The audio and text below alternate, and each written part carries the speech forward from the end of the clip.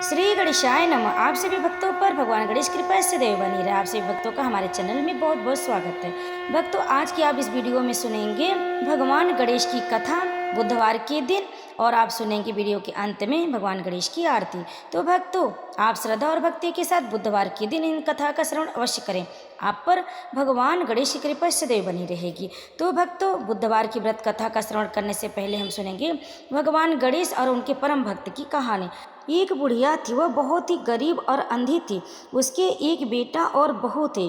वह बुढ़िया सदैव गणेश जी की पूजा किया करती थी। एक दिन गणेश जी प्रकट होकर उस बुढ़िया से बोले, बुढ़िया माँ, तू जो चाहे सो मांग ले, मैं तुम्हारी भक्ति से प्रसन्न हूँ। बुढ़िया बोली, मुझसे तो कुछ भी मांगना नहीं आता, कैसे और क्या मांग लो। तब गणेश जी बोले कि अपने बहू बेटे से पूछकर मांग ले। तब बुढ़िया ने अपने बेटे से कहा, गणेश जी कहते हैं कि तू कुछ मांग ले, बता क्या मांगो। पुत्र ने कहा, माँ तू धन मांग ले। बहू ने पूछा तो बहू ने कहा, नाती मांग ले।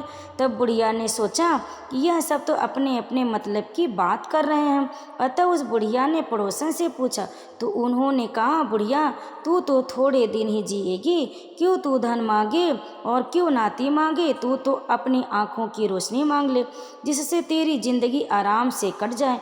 इस पर बुढ़िया बोली, यदि आप प्रसन्न हैं गणेश जी महाराज, तो मुझे 9 करोड़ की माया दे, निरोगी काया दे, अमर सुहाग दे, आँखों की रोशनी दे, नाती दे, पोता दे और सब परिवार को सुख दे और अंत में मोक्ष दे। यह सुनकर गणेश जी प्रसन्न होकर बोले, बुढ़िया माँ, तुमने तो हमें ठग लिया, फिर भी जो तूने मुझसे मांगा है वचन के अनुसार सब तुझे मिलेगा। और यह कहकर गणेश जी अंतर्ध्यान हो गए। उस बुढ़िया माँ ने जो कुछ मांगा वह सब कुछ मिल गया। हे गणेश जी महाराज, जैसे आपने उस बुढ़िया माँ को सब कुछ दिया, वैसे ही आपकी यह कहानी सुनने वाले, कहने वाले और वैसे ही सबको देना, सबकी मनोकामना पूर्ण करना। तो प्रेम से बोलिए गणेश जी महाराज की जय। भक्तों, अब आइए सुनते हैं गणेश जी की दूसरी कथा। गणेश जी की कहानी। एक ब्राह्मणी थे, उनके एक लड़का था। लड़का गणेश जी का परम भक्त था। दिन रात गणेश जी की सेवा में लगा रहता, घर का कोई काम नहीं करता। इससे ब्राह्मणी बहुत दुखी होती और लड़के को सारा दिन लड़ती, कहती कि घर का कोई काम धंधा कर। इस बात पर घर में रोज झगड़ा होता। लड़का बहुत दुखी हो गया और एक दिन गणेश जी की भगवान का नाम लेकर घर से निकल गया और सोचने लगा, आज तो मैं गणेश जी भगवान से मिलकर ही घर आऊँगा। लड़का जय गणेश बोलते बोलते बहुत दूर घने जंगल में चला गया और जोर जोर से गणेश जी को पुकारने लगा। लड़के को डर भी लगने लगा। अब जोर जोर से रोते रोते बोलने लगा, जय गणेश जी की, जय गणेश जी की। तब गणेश जी का सिंहासन हिलने लगा। रिद्धि सिद्धि बोली, महाराज, कोई भक्त सच्चे मन से आपको पुकार रहा है, आपको उसकी रक्षा करनी चाहिए। तब गणेश जी भगवान बूढ़ी ब्राह्मण का वेश धारण कर बालक के पास आए और बोले, लड़के क्यों रो रहे हो। तब बालक बोला, आज मैं गणेश जी से मिलने घर से निकला, चलते चलते इतना दूर आ गया, पर गणेश जी भगवान नहीं मिले। अब आप बताओ गणेश जी भगवान कहाँ मिलेंगे। तब ब्राह्मण वेशधारी गणेश जी बोले, बालक घर चला जा, नहीं तो तुझे शेर चीते भालू खा जाएंगे। पर बालक लड़का नहीं माना और बोला, आज कुछ भी हो जाए, आज तो मैं गणेश जी से मिलकर ही जाऊंगा। गणेश जी भगवान लड़के पर बहुत प्रसन्न हुए और लड़के को दर्शन दिए। लड़का गणेश जी को देखकर बहुत खुश हुआ।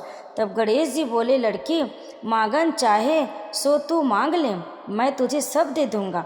तब लड़के ने थोड़ा विचार किया और बोला, घोड़ा और लगाम मांगो, पुच्चो गजराज मांगो, महल माल्या मांगो, कुसरण वाली ऐसी मांगो जैसे फूल गुलाब को।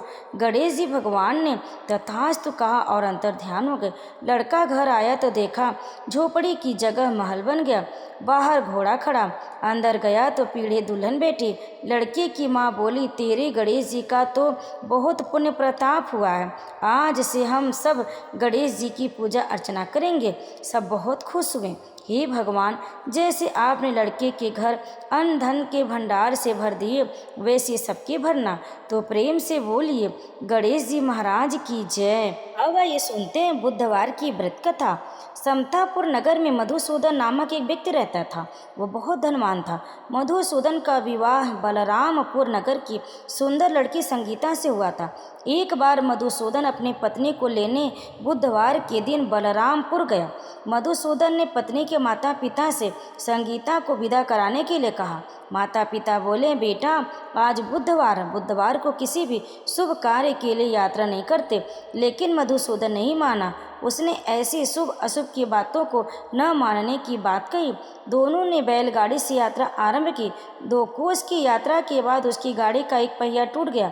वहाँ से दोनों ने पैदल की यात्रा शुरू की। रास्ते में संगीता को प्यास लगी। मधुसूदन उसे एक पेड़ के नीचे बैठाकर जल लेने चला गया।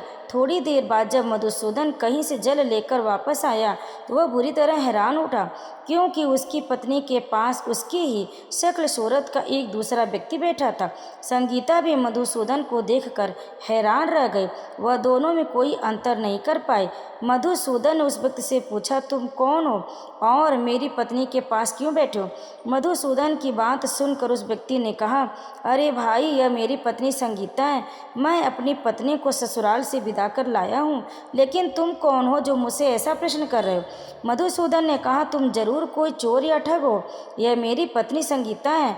मैं इसे पेड़ के नीचे बैठा कर जल लेने गया था। इस पर उस व्यक्ति ने कहा, अरे भाई, झूठ तो तुम बोल रहे हो। संगीता को प्यास लगने पर जल लेने तो मैं गया था। मैंने तो जल लाकर अपनी पत्नी को पिला भी दिया है। अब तुम चुपचाप यहाँ से चलते बनो, नहीं तो किसी सिपाही को बुलाकर तुम्हें पकड़वा दूंगा। दोनों एक दूसरे से लड़ने लगे। उन्हें लड़ते देख बहुत से लोग वहाँ एकत्र हो गए। नगर के कुछ सिपाही भी वहाँ आ गए। सिपाही उन दोनों को पकड़कर राजा के पास ले गए।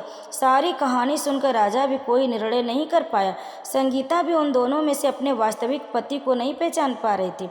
राजा ने दोनों को कारागार में डाल देने के लिए कहा। राजा के फैसले पर असली मधुसूदन भयभीत उठा। तभी आकाशवाणी हुई, मधुसूदन, तूने संगीता के माता पिता की बात नहीं मानी और बुधवार के दिन अपने ससुराल से प्रस्थान किया। यह सब भगवान बुद्धदेव के प्रकोप से हो रहा है। मधुसूदन ने भगवान बुद्धदेव से प्रार्थना की कि हे भगवान बुद्धदेव, मुझे क्षमा कर दीजिए। मुझसे बहुत बड़ी गलती हुई है। भविष्य में अब कभी बुधवार के दिन यात्रा नहीं करूंगा और सदैव बुधवार को आपका व्रत किया करूंगा। मधुसूदन के प्रार्थना करने से भगवान बुद्धदेव ने उसे क्षमा कर दिया। तभी दूसरा व्यक्ति वहाँ राजा के सामने से गायब हो गया। राजा और दूसरे लोग इस चमत्कार को देख हैरान हो गए। भगवान बुद्धदेव इस अनुकंपा से राजा ने मधुसूदन और उसकी पत्नी को सम्मानपूर्वक विदा किया। कुछ दूर चलने पर रास्ते में उन्हें बैलगाड़ी मिल गई। बैलगाड़ी का टूटा हुआ पहिया भी जुड़ा हुआ था। दोनों उसमें बैठकर समतापुर की ओर चल दिए। मधुसूदन और उसकी पत्नी संगीता दोनों बुधवार को व्रत करते हुए आनंद पूर्वक जीवन यापन करने लगे। इस तरह भगवान बुद्धदेव की कृपा से उनके यहाँ खुशियाँ बरसने लगी। इस तरह जो स्त्री पुरुष विधिवत बुधवार का व्रत करके व्रत कथा सुनते हैं, भगवान बुद्धदेव उनके सभी कष्ट दूर करते हैं। तो प्रेम से बोले भगवान बुद्धदेव की जय, भगवान गणेश की जय। भक्तों, अब आइए सुनते हैं भगवान गणेश की आरती। जय गणेश जय गणेश जय गणेश देवा, माता जाकी पार्वती पिता महादेवा।